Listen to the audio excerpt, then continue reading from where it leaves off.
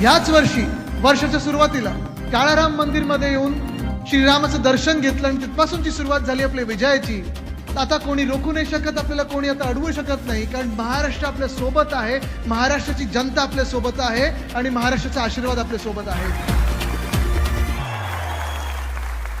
या देशात चालेल तर संविधानात चालेल, संविधानाचाच कायदा चालेल आणि लोकशाहीच चालेल, हे या निवडणुकीने दाखवून दिलेलं आहे. हा महाराष्ट्र आहे, इथे आम्ही धनाच्या समोर झुकत नाही, ना दिल्ली समोर झुकतो.